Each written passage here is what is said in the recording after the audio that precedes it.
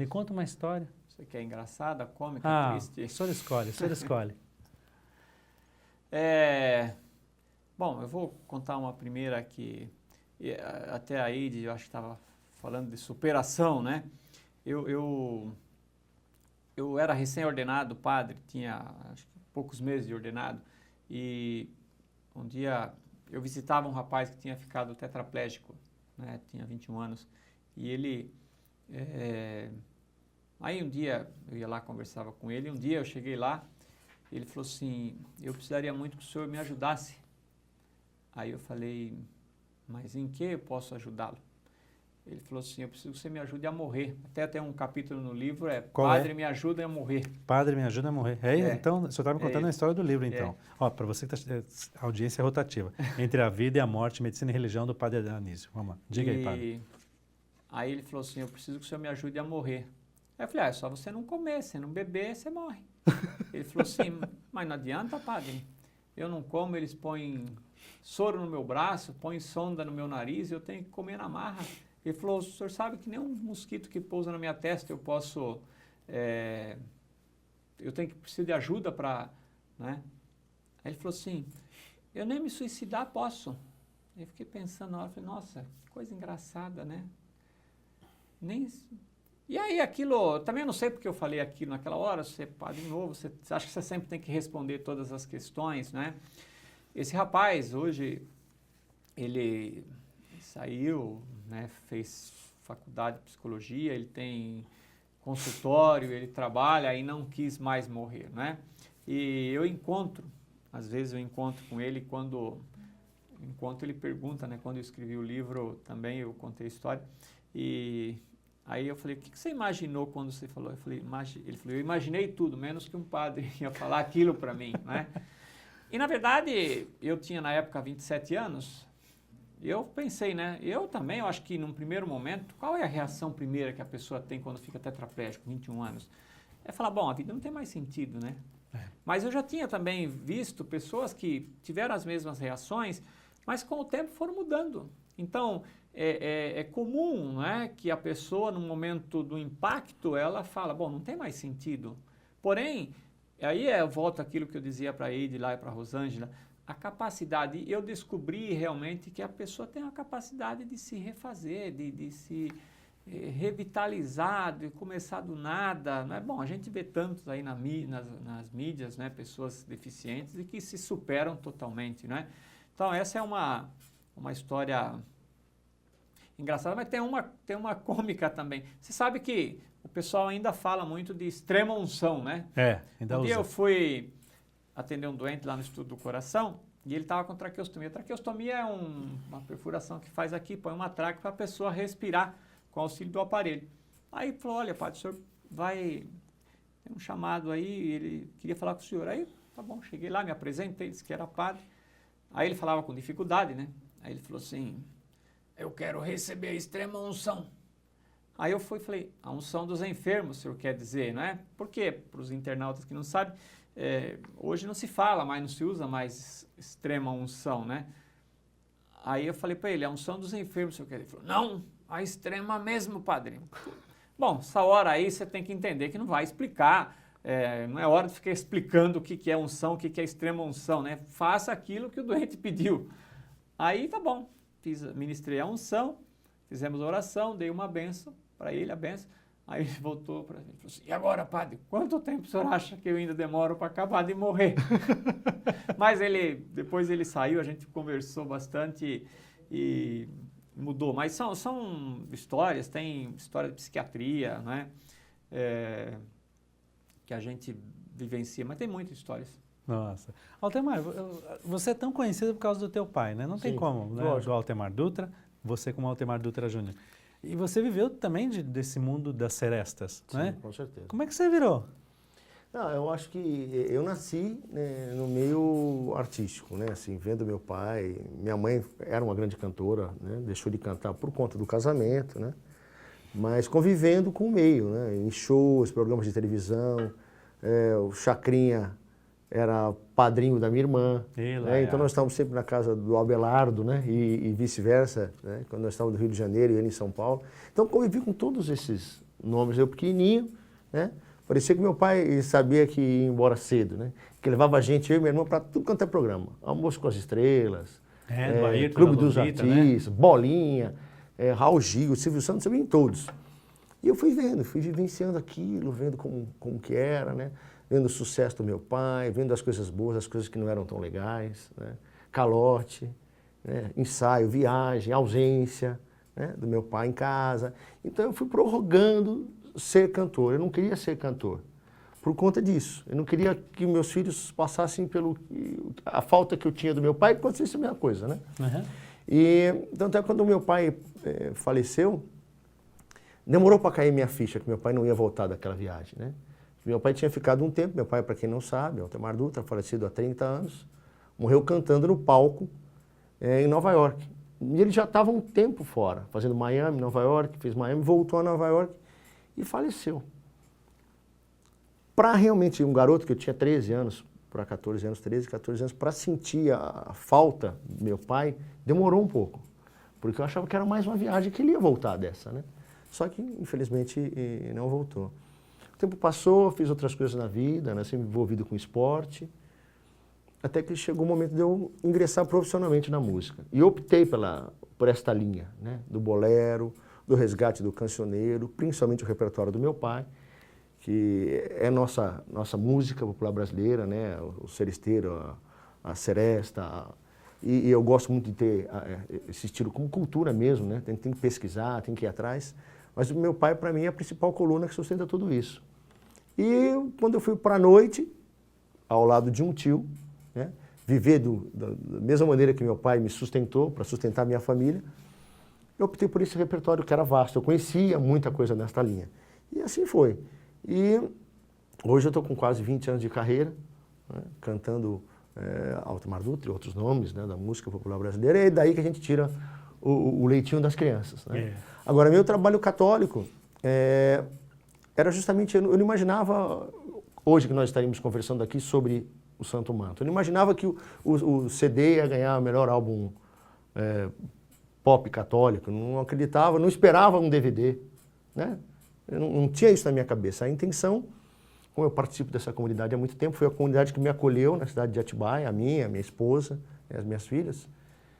E por cantar na missa, ao lado do Ministério Epifania, há mais de 10 anos, por eu participar, eu queria retribuir esse dom que Deus deu para meu pai, para minha mãe, e deixou um pouco para esse figura aqui cantar.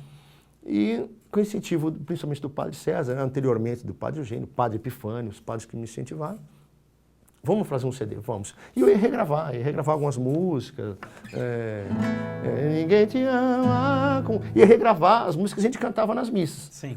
Só que até que eu tive esse puxão de orelha e vi que eu tinha que dar a minha realidade, minha caminhada, minha experiência de fé, né? O testemunho que é possível. Eu trabalho com a música, eu trabalho na noite, né? Eu viajo, eu me ausento, mas eu tenho uma família.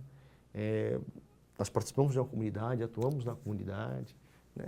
Então, veio um trabalho abençoado, né? Que tem dado momentos para mim de muita, muita alegria. As pessoas que estão ao meu lado acreditam nesse trabalho também. Então, só veio somar, acho que na minha vida, na minha carreira, não me separou nem de uma coisa nem de outra. Acho que a minha conduta como cantor seresteiro, né, já dizia, tanto é que os contatos que a gente tinha de amizade, de programas, já eram os programas, principalmente as emissoras católicas, né, mesmo cantando a seresta. Então, estou muito feliz. Acho que é o momento até de ver o que vai acontecer com o DVD e já pensar como tem o Profeta Josué, outras músicas para o Santo Manto 2, a revanche. Gisele Mignon Silva, eu já falo com você sobre o teu assunto aqui, viu? E também Rita Nascimento, de Fortaleza, obrigado por estar aqui com a gente, viu? Canta uma do seu pai, um trechinho, vai. O Padre Anísio, quando chegou aqui, falou, é o filho do Altemar? Falei, olha aí, ó. Que tolice nós dois, brigamos tanto assim. Se depois vamos nós a sorrir, trocar de bem no fim. Para que maltratarmos o amor? O amor não se maltrata, não. Para quê? Se essa gente o que quer é ver nossa separação. Brigo eu, você briga também, por coisas tão banais. E o amor, em momentos assim, morre um pouquinho mais. E ao morrer, então é que se vê que quem morreu fui eu e foi você, pois sem amor estamos sós, morremos nós. Nossa. Essa é a música que meu pai disse que gostaria de ser lembrado depois de 20, 30, que é esse momento, ou 60 anos, né? Brigas de Evaldo Gouveia e Jair Amorim. E é lembrado. E depois, sem querer me estender um pouco, Lógico. Fale. nós estamos fazendo agora, dentro desses 30 anos, até dia 9 de novembro de 2014, né? Ainda está dentro dos 30 anos, é o projeto sentimental Nós Somos, né? Que é essa grande homenagem que eu faço ao meu pai. Sempre cantei meu pai, nos discos eu sempre coloquei 2 músicas do meu pai, mas eu nunca fiz um disco inteiro do meu pai. E esse momento é muito legal também, porque vem essa homenagem sincera, acho que eu tinha que fazer, né? Pela família Dutra, minha irmã, minha mãe, claro, né? Que estão aí ao meu lado, né? Levando essa bandeira da família Dutra, deixando o nome do meu pai sempre em evidência, né? Não sendo esquecido nunca, e fazendo esse resgate dessa obra maravilhosa. Claro. São 2 CDs, a gente sai o primeiro agora, em breve já estamos gravando, né? E dentro do projeto Sentimental Nós Somos, em homenagem ao Altemar Dutra, meu pai. Lógico, a história da nossa música tem que ser preservada, não só do Altemar, de muitos outros cantores da nossa MPB, que às vezes a gente esquece, infelizmente, mas que tem que sempre ser colocado aqui na nossa cabeça, sempre a gente relembrar canções maravilhosas e lindas que fazem parte da nossa vida. O que machuca mais hoje em dia? É o câncer? É a depressão? É o quê, padre? Ixi, pergunta difícil, hein? Eu na verdade, o pior problema, Ricardo, a pior doença é a minha, né? É a do eu, né? É a que a pessoa está vivendo. E porque é outra boa frases que o povo usa. Eu ouço muitas famílias, às vezes, tentando ajudar a pessoa que está doente, né? Você que tem o seu doente, você quer animar a pessoa, então você diz assim, não, comparado, é uma expressão que o povo usa muito, comparado ao de Jesus, seu sofrimento não é nada. Também é uma boa palavra, que não é uma palavra boa. O pior sofrimento é aquele que eu sinto. Então, o meu braço quebrado dói muito mais para mim do que o sujeito que está todo estrupiado, que quebrou a perna, lisou a coluna, né? Porque incrível, o ser humano, ele não consegue prestar muita atenção no primeiro momento no problema do outro. O problema pior é sempre o seu. Claro. Né? O seu problema é sempre o pior que tem. Então, eu não viria... Quando eu comecei, ainda eu era estudante, e eu peguei muito a fase da AIDS, 88, 89, que começou a explodir a AIDS. Fortíssima, né? E aí tinha toda aquela questão moral, né? Eu achava a AIDS um negócio, cada vez que eu tinha que entrar no quarto, que eu sabia que era uma pessoa, e a pessoa estava descobrindo, ou tinha descoberto recente que era AIDS. Mas hoje eu estou atendendo o Instituto do Câncer, aí, aquele prédio grande aí que é ao lado do Hospital das Clínicas. Eu acho que a AIDS hoje ela deu uma refreada, né? Até porque tem tratamento e você não tem cura ainda, né? E tem que tomar cuidado, preservar, evitar. Mas o câncer, eu acho hoje, ele é uma doença degradante porque é muito rápido. E o câncer, você pega aí, o Altemar Júnior falava do pai que morreu com 43 anos, você pega muitas pessoas com essa idade, né? E o ser humano, ele vive... Porque a criança com câncer é interessante, ela é tranquila. O adulto com câncer, ele é angustiado. Porque nós vivemos muito de memórias e planos, né? Sim. A gente sempre está pensando o que eu não fiz, o que eu vou ter que fazer, o que eu não fiz, o que eu vou ter que fazer. E, de repente, chega a doença e você não fez e não vai fazer, né? A criança não. O passado não tem muito a lamentar, O futuro é uma grande interrogação. O que a criança faz? O hoje, ela vive o hoje, né? Então, hoje eu acho que, na minha maneira de conceber, o câncer é uma coisa muito difícil de lidar. Agora, você falava de depressão.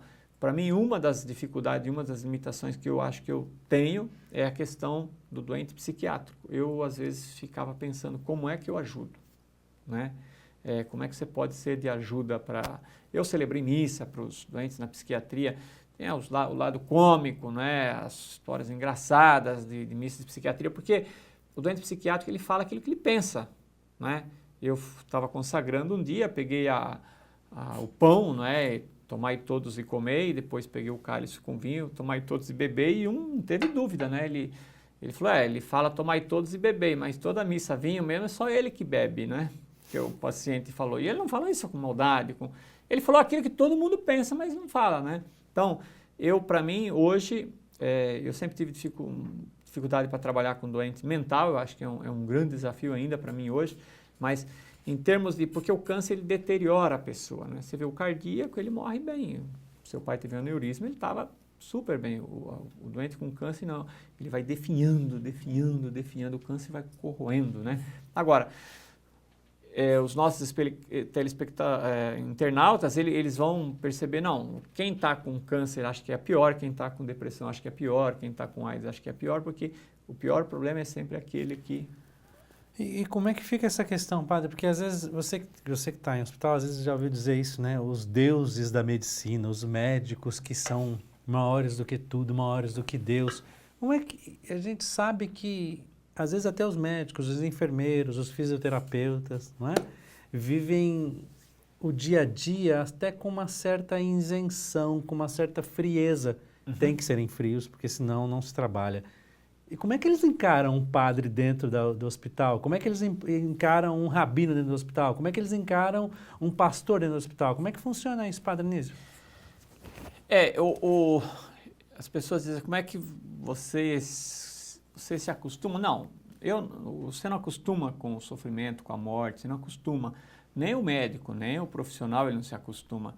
A gente aprende a conviver. Vive com diferente. Aquilo, né? Você aprende a conviver com as pessoas. Então, o médico, o profissional, todo profissional, eles aprendem a conviver. É claro que alguns acabam se envolvendo mais. Eu, por exemplo, é muito normal. Eu saio do hospital, eu parece que viro uma chave. E não é que eu falo, agora eu vou esquecer isso aqui, é meio que automático. Agora, eu tenho pessoas, médicos, pessoas que eu conheço, que não conseguem, que acabam levando um pouco para casa. Hoje, até porque hoje espiritualidade está em evidência, né? Então, as pessoas, os profissionais, eles veem com muito bons olhos o pastor, o representante, que a gente chama de assistente espiritual, que é o nome hoje mais pronunciado, né? Mas, para isso, você precisa estar lá, porque se você não é visível, você não existe. Eu vejo a diferença da minha atuação dentro do Hospital das Clínicas e quando eu vou atender pessoas em outros hospitais que não me conhecem, né? Porque ainda tem na mente das pessoas, o padre apareceu, alguém está mal, né? Alguém vai morrer, alguém está mal. E não por culpa deles, claro, porque é uma coisa lógica. Eles nunca vê o padre. Quando o padre aparece, né, é diferente de um lugar, por exemplo, no Hospital das Clínicas, que eu já estou lá, e lá no Hospital das Clínicas sempre teve presença de padre, quando não era eu, sempre teve padre em tempo integral lá. Então, isso é uma coisa muito tranquila, muito legal. Mas a gente não acostuma com a doença, não. A gente aprende a conviver com a doença e com as situações difíceis, né?